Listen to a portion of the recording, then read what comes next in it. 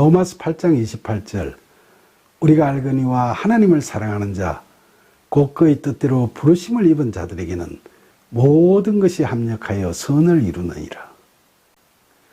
오늘날 합리주의 사상의 확산과 함께 괄목할 수준으로의 과학의 발전으로 말미암아 이성과 지성을 내세우는 현대인들 사이에서는 인간의 구원이 하나님의 주권에 의한 선택에 의해서 이루어지는 것일까? 아니면 인간의 자유의지에 의한 선택에 의해서 이루어지는 것일까 하는 하나님의 주권과 인간의 자유의지에 대한 의문을 제기하는 경우가 많죠.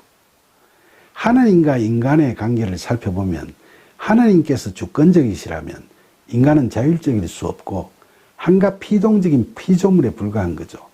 그러나 인간이 자율적이라면 하나님께서는 주권적이실 수 없고 인간이 도덕적 책임을 지닌 존재라고 할 수 있겠죠. 이 관계는 모순 내지 심각한 역설이고 두 개념은 상호 배타적이라고 할 수도 있죠. 칼뱅에 따르면 원래 창조된 인간은 자유의지를 갖고 있었다는 거죠. 의지를 가지고 창조된 인간은 인격을 가진 자유인이었기 때문에 그의 오성은 건강했고 완전했으며 그의 의지는 선을 택할 수 있도록 자유로웠다는 겁니다.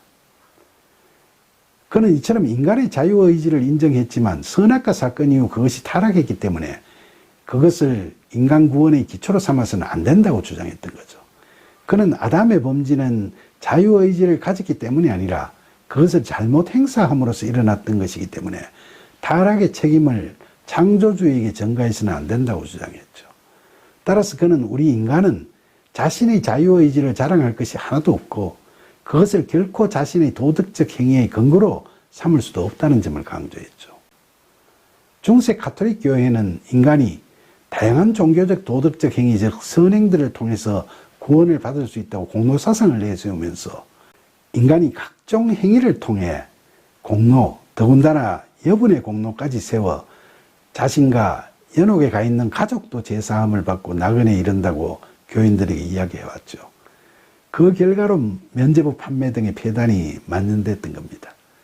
그 당시 가톨릭이 그런 행위와 자신들의 도덕의 근거로 삼았던 것이 자유의지였죠. 그러나 칼뱅은 타락한 인간들의 구원이나 선행을 가능하게 하는 자유의지를 적극적으로 부정했죠. 그는 이성의 자연적 역량은 타락 후에도 그대로 남아있지만 우리 사고의 건전성은 죄로 인해 심각한 손상을 입었다고 하면서 아담 이후 인간은 하나님 나라에서 추방된 상태이기 때문에 오직 거듭남의 은혜만이 인간을 회복시킬 수 있다고 했죠. 그에 따르면 비록 인간의 타락 후에 합리적 사고력이 멸절된 건 아니지만은 이성의 빛이 어둠에 가려져 있기 때문에 선한 결과를 낳지 못한다는 거죠. 타락 후에 인간의 의지는 선한 것을 자발적으로 선택하거나 추구하지를 않고 그 반대로 타락에 의해 부패했기 때문에 강요나 마지 못해서가 아니라 자기 마음에 매우 자의적인 성향에 따라 자진해서 죄를 범한다는 겁니다. 칼뱅은 인간의 자유의지가 그 정도로 심하게 부패한 상태이기 때문에 인간은 악한 방향 말고는 움직일 수도 없고 행할 수도 없다고 말을 했죠. 따라서 그는 인간이 하나님 나라에 들어가는 데 필요한 깨달음은 오직 성령에게서 말미암는다고 주장했죠. 그에 따르면 인간이 죄의 속박에서 해방되기 위해서는 반드시 거듭나야 하죠. 그는 인간의 타락하고 부패한 성품인 육신은 거듭남의 은혜를 입지 않고서는 하나님께 향할 수 없다고 말했죠. 인간은 자신의 육신적 의지로는 자신을 자유롭게 하지 못한다는 거죠. 결국 칼뱅에 따르면 인간의 구원은 하나님의 창세전 선택과 그리스도의 십자가 공로로 비롯된 순수한 은혜의 사건이며 인간의 행위나 공로는 구원에 아무런 영향을 주지 못하는 거죠. 인간의 참된 자유의지는 그리스도의 은총의 구원을 얻고 성령을 통해 중생한 그리스도인들에게서 회복되는 것이고 그 전의 자유의지는 훼손된 상태에 빠져 있을 뿐이라는 겁니다. 이와 같은 칼뱅의 이론과는 달리 네덜란드의 신학자였던 알미니우스는 인간의 자유의지에 대한 긍정적 입장을 강조했죠.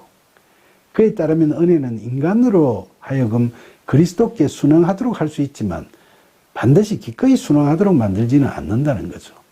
인간은 은혜에 협력하거나 협력하지 않을 힘을 지니고 있다는 주장입니다. 그는 하나님은 우리가 자유롭게 선택하리라는 것을 알고 계시며 그 미리 아심에 따라 우리를 선택 또는 유기하신다는 예지예정론을 주장했죠. 그러나 우리가 오늘의 본문을 살펴보면 바울은 우리를 하나님을 사랑하는 자, 곧 그의 뜻대로 부르심을 입은 자라고 표현함으로써 하나님께서 은혜로 우리를 택해 주신 사실은 우리의 자유의지의 발동인 하나님께 대한 사랑을 통해 확인될 수 있음을 알려주고 있죠. 이처럼 하나님의 절대 주권과 인간의 자유의지는 대립되고 분리된 개념이 아니라 우리 속에서 하나로 작동되고 있죠. 하나님의 주권과 인간의 자유의지에 관해서 바울은 이 둘 사이에 상당한 관계가 있다는 것을 이야기하고 있는 겁니다.